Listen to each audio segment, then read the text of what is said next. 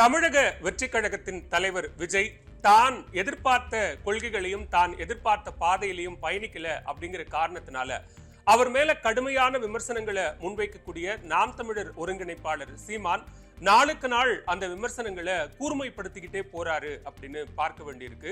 ஏதாவது கலந்து கொள்ளக்கூடிய நிகழ்ச்சிகளுக்கு பின்னதாக ஒரு செய்தியாளர் சந்திப்பு நடந்தா அந்த செய்தியாளர் சந்திப்பில் கேட்கப்படக்கூடிய கேள்விகளுக்கும் கூட அவர் விஜயை தாக்குவது மாதிரியாகவே தொடர்ச்சியாக பதில்களை சொல்லி வருகிறார். சில கேள்விகளும் கூட அப்படியாக முன்வைக்கப்படுது. அந்த நேரத்துல கடுமையான விமர்சனங்களை சீமான் விஜய் மேல முன்வைக்கிறார். அது நேரடி தாக்குதலாகவும் இருக்கிறது, மறைமுறை தாக்குதலாகவும் இருந்து கொண்டிருக்கிறது.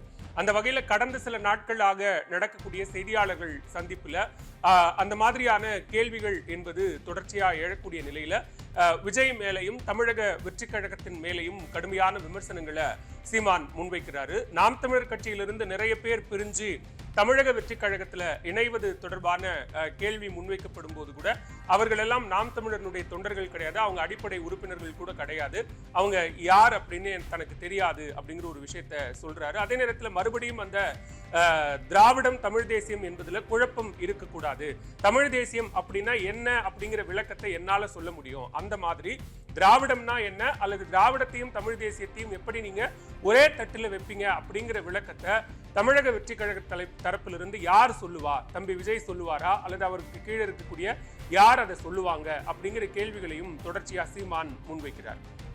இன்றைக்கும் கூட அப்படியான ஒரு செய்தியாளர் சந்திப்புல நாகர்கோவில்ல பேசும்போது போராட்ட களத்துல ஒரு தலைவனை தேடித்தான் மக்கள் வருவாங்க, அப்படியான ஒரு தலைவனாக நான் களத்துல நிக்கிறேன் அப்படிங்கிற ஒரு கருத்தை சொல்றாரு. அது மட்டும் இல்லாம நெல் களத்துல அடிக்கும் போது பதர்கள் காத்துல பறக்கும் இல்லையா, அந்த மாதிரியான பதர்கள் கூட்டம் தான் அவர் பக்கம் இருக்கு.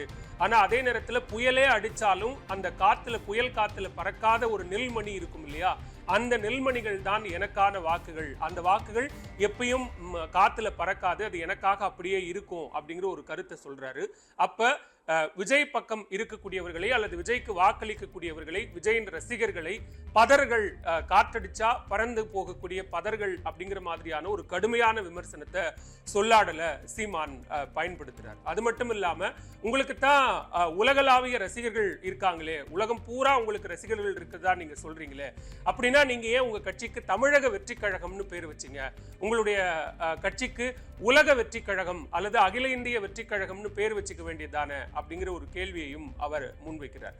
அதே நேரத்தில் அவருக்கு கூடிய கூட்டம் தொடர்பான கேள்வி எழும்போது மறைந்த தலைவர்கள் கருணாநிதிக்கோ ஜெயலலிதா அவர்களுக்கோ கூடாத கூட்டம் உங்களுக்கு கூடிவிட்டதா அல்லது அவர்களை விட பெரிய தலைவர்களா நீங்கள் அப்படிங்கிற கேள்வியையும் விஜயை நோக்கி சீமான் முன்வைக்கிறார். எனக்கு கூட 30 லட்சம் பேர் வாக்களித்திருக்கிறார்கள், அப்படி என்றால் 30 லட்சம் பேர் தனக்கு பின்னால் இருக்கக்கூடிய கூட்டம் அப்படிங்கிற சில கருத்துக்களையும் சீமான் சொல்றாரு.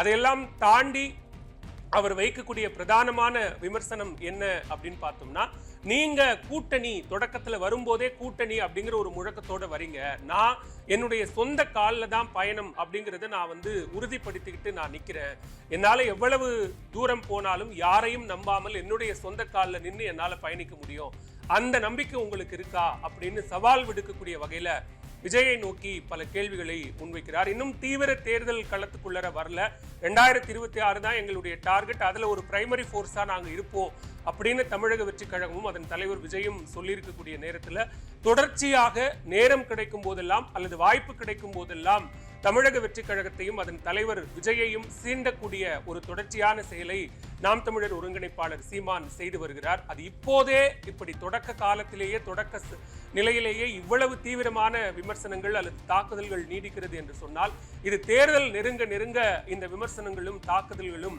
எப்படியாக மாறும் அப்படிங்கிறதா இப்போ ஒரு பிரதானமான கேள்வியா இருக்கு. அதே நேரத்துல தமிழக வெற்றி கழகமோ அல்லது விஜயோ கடந்த மாநாட்டுக்கு பிறகு நடைபெற்ற ஒரு கூட்டத்தில், நிர்வாகிகள் கூட்டத்தில் அவர் அறிவுறுத்தினது என்ன அப்படின்னா, யார் எந்த விமர்சனங்களை வைத்தாலும் அதற்கான எதிர்வினை பதிலடி அப்படிங்கிறத நீங்க ரொம்ப ஒரு லெவல்ல இருந்து இறங்கி போய் எந்த விமர்சனங்களும் பண்ண வேண்டாம், பதில் சொல்ல வேண்டாம் அப்படிங்கிற ஒரு அறிவுறுத்தல் கொடுக்கப்பட்டிருக்கு அப்படின்னு சொல்றாங்க.